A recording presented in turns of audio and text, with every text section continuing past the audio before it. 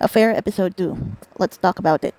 Major spoilers from the book and I guess the plot from the drama. From what I'm seeing, it's going to follow some things from the book. So if you don't want it to be spoiled, avert your eyes now, find another video. This is your final warning. If you know my content, it's always an analysis of book to drama adaptations. So I'm just gonna blurt things from the book. And if you don't want to be spoiled, I'm gonna give you 3 seconds. 3, 2, 1.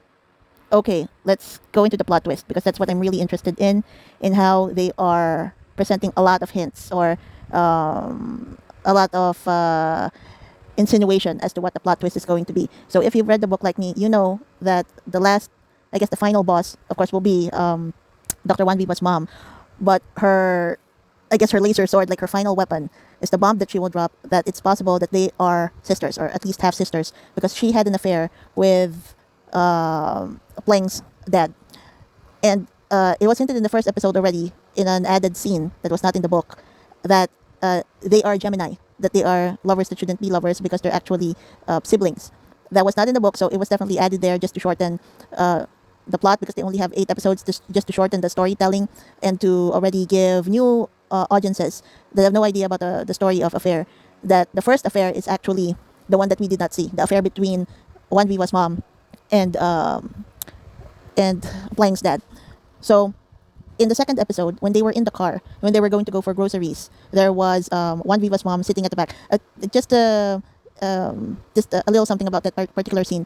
In the book, Wanviva's mom was actually sitting in the front, presumably with the driver. The driver was never mentioned in the book and was not shown in the drama series, but they definitely had a driver. And Wanviva's mom was sitting in the front and was looking at them through the rearview mirror because that was noted by Pleng that her aunt, her nanny that she considered her second mother, was looking at her through the at the rearview mirror. So in the drama series, she was sitting at the back because of course camera work, they can't really, it's going to be hard to show all of that through the rearview mirror, and just to simplify everything, so they just put her at the back so that the camera would be facing the three of them. And there was a part there wherein it was said that Pleng's mom was at the hospital for a week, and then no one was taking care of Pleng's dad, and it was Wanviva's mom that was taking care of him. And then the look on Apsari Nitibon's face, Apsari Nitibon is the actress that plays Wanviva's mom, also Falada's mom in TSOU.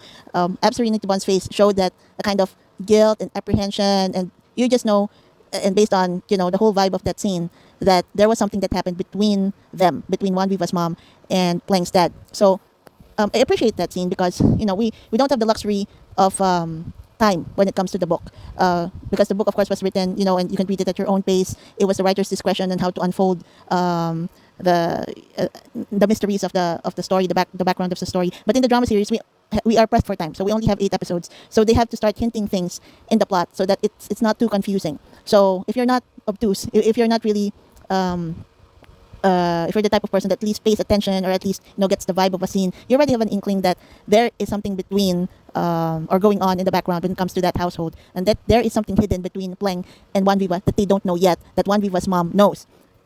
So yeah, I appreciate that they are at least adding scenes that doesn't really disrupt the main storyline, doesn't really jumble the timeline like My Marvelous Dream Is You did. It's just adding scenes to enhance and make the storyline quicker. So that's nice. And another is they're also hinting on how Pleng's mom will die, because in the book she died of a heart attack after seeing her husband commit suicide. But it was not hinted before. Actually, Pleng's mom didn't really have a lot of scenes that show her character in the book. But here it's shown that she has a heart condition. She already said in the car beforehand that she was hospitalized for 1 week, and that gave the opening for the first affair to happen between Pleng's dad and Wanviva's mom. But when Pleng lost consciousness in the bathtub, when she was emotional about her fight with Wanviva, and then she lost consciousness out of heat, out of staying too long in the bathtub, and then Pleng's mom's reaction to that scene, that there was a possibility that something happened to Pleng, that she collapsed to the floor, and then Wanviva's mom was helping her out. That made a lot of sense to add that to that scene, because then it would be less of a shock and it would be more understandable why she would die of a heart attack out of shock when she found out that her husband committed suicide. So that's nice. It's making the storyline clearer for new viewers, and it just simplifies some things later on so that we don't have to be distracted or confused about certain plot points that don't connect, that don't seem to make sense. So at least they're they're adding things to enhance the story that you didn't really need in the book, because of course you're reading it and it's a different experience if you're seeing it on television. So it just makes things more efficient. Another thing that they added to the story is a little backstory for Eek, which will be One Viva's husband, the guy that's trying to court One Viva. At least they're showing what might be the reason why he is so attached to One Viva. Because if this was a real life, if this was like a normal story that wasn't focusing on GL, usually for a man there, especially of his status, the fact that he's very rich, it doesn't make sense that he would fawn over One Viva that much and try to reconcile that strongly, or that I guess why he was so assertive in trying to reconcile with One Viva didn't really make sense for a man of his status, especially he could have anyone. But it made sense if he was in a family that didn't have a lot of affection for him. That I guess he was craving for attention that he was not getting from home. He was craving for a connection or a relationship that in the beginning One Viva, I guess, was nice enough to give to him, or when later on when Pleng was missing and he was the only one present, it's possible that they did have a real bond during that time that Pleng was not there, although it never occurred to One Viva to actually reciprocate those feelings. So in a way, One Viva was maybe using him as a crutch during the time that Pleng was not around.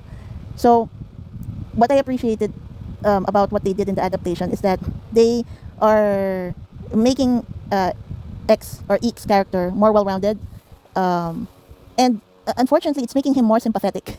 So we know that later on he's going to be the villain of the story, at least at the halfway point before we get to the plot twist. But this was something that actually bothered me from the book, that I wish was written in another way, because I always felt that Eek's character in the book was too one-dimensional, and what he was doing was just illogical, in a way that One Viva's obsessiveness is also illogical. But I always felt that he didn't deserve it. He didn't deserve that storyline.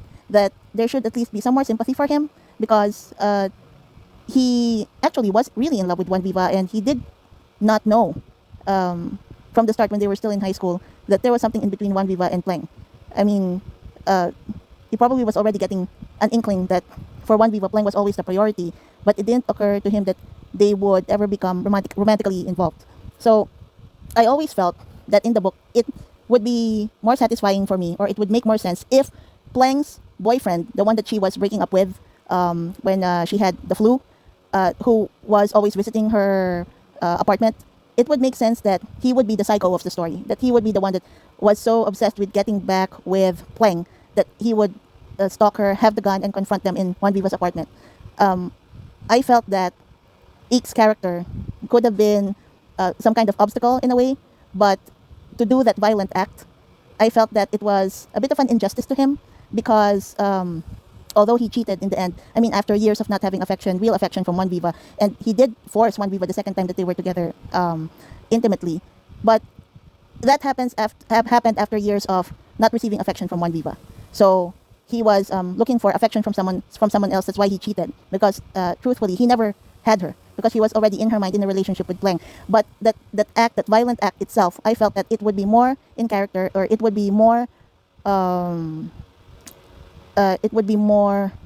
understandable that the usual black and white villain, which is Pleng's old boyfriend, would do something like that.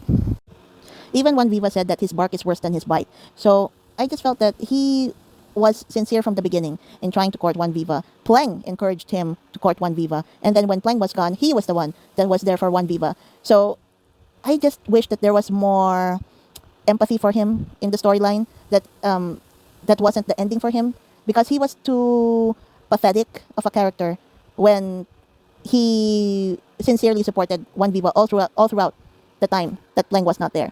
So I just felt that his arch was not a very good storyline.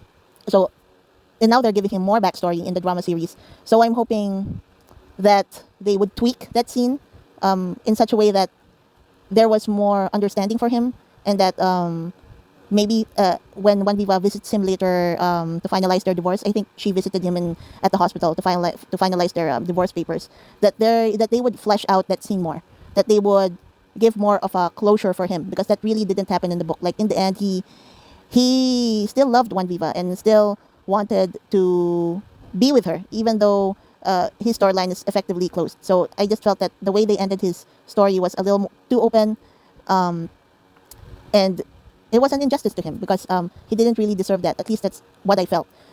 And for me, it would be more satisfying that someone who I didn't sympathize at all in the beginning, which is Pleng's old boyfriend, the one that got someone else pregnant, was the one who would confront them violently, and then the issue between Juan Viva and Eeek would be resolved in a different way.